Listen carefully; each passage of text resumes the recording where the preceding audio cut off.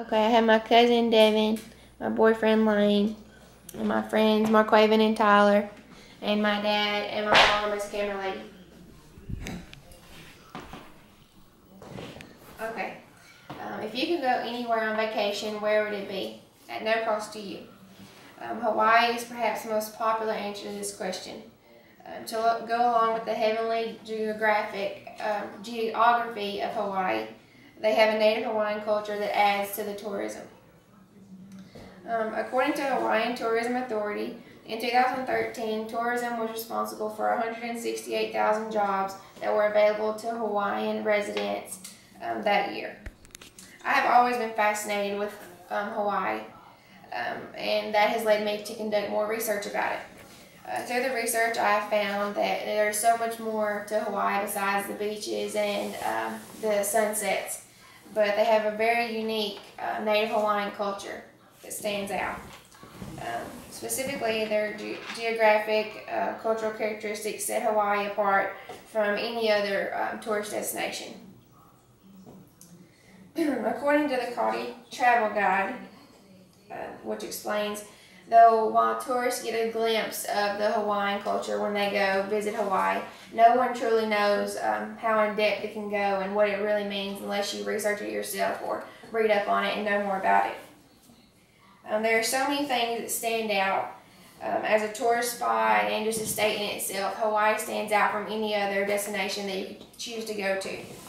Today we will look at the hula, the lei, and the agriculture of the native Hawaiian culture. The first thing we will look at is the Hawaiian hula dance. The hula is perhaps the best known characteristic of the Hawaiian culture. When you think of the hula, you think of Hawaii.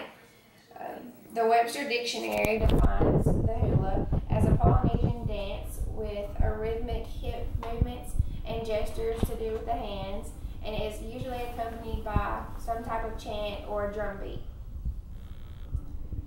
The hula costume is one of a kind. If you've ever seen a hula costume, you've seen all of them.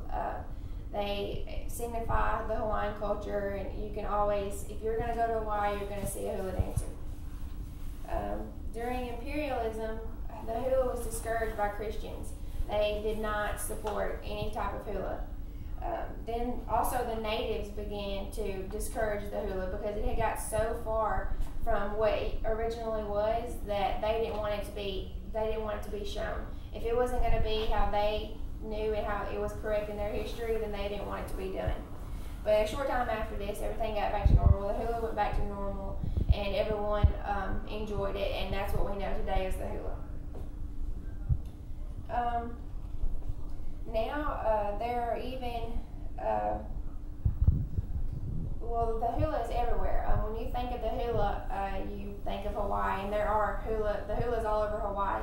But you can even find it in other parts of the world, which was fascinating to me. Mimi Kurt from Smithsonian Magazine reported that you can find the hula in Japan, Europe, and even Mexico. It's all over the world. There are schools of hula now throughout Hawaii, through all the islands. You can find the hula on every island. They have schools. I read where many people go multiple times a week, not only just to learn the dance of the hula, but the history of it, what the movements mean, because if you know what the movements mean in the hula, then you know what story it's telling, because the hula tells a story.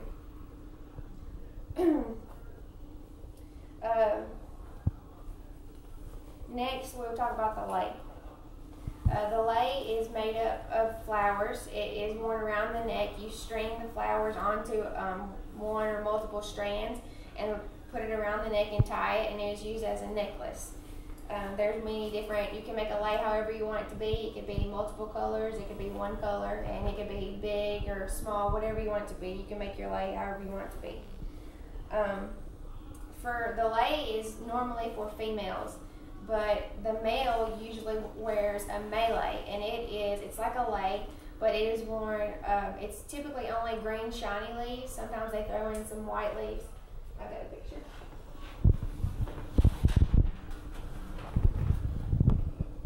The green one is a mele. It is typically worn by the males, And as you can see, it doesn't tie like a necklace like the lei does. It is typically just draped over the shoulders for the male to wear. Today, the lei has always been known to signify some type of celebration. It could be group celebrations or just a sharing thing. That's how it's always been used before. But today, the lei is used in weddings, special ceremonies, birthdays, graduations. They even have a day. It's May 1st of every year, and it's called Lei Day, where everyone in Hawaii wears their leis. Lastly, the agriculture in Hawaii. Most people think Hawaii is only known for its vacation, its tourism, but that is not even the biggest part of Hawaii's income, its economy. Its economy runs off of exports for sugarcane and pineapple and other goods of that sort.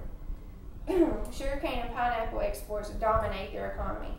The World Market Encyclopedia say sugarcane exportation earned the farmers in Hawaii $553 million in 2005. Hawaii is has top production for some products. They're the only place in the U.S. to commercially grow coffee. They have pineapple sales of an average pineapple sales of 215,000 tons. Another important product is macadamia nuts and tropical flowers.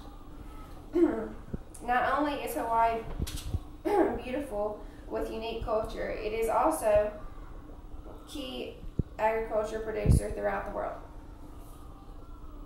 In conclusion, the hula, the lei, and the agriculture of Hawaii are just a few things that make up its diverse culture. Hawaii truly is fascinating after looking at the culture of the culture. Hawaii does have some of the most beautiful views of any place in the world. With that said, its cultural uniqueness makes the location even more admirable. If you have the chance, or the chance ever presented to you to go to Hawaii, go. Not only for the beautiful beaches and the views, but also for the beautiful culture as well. Thank you.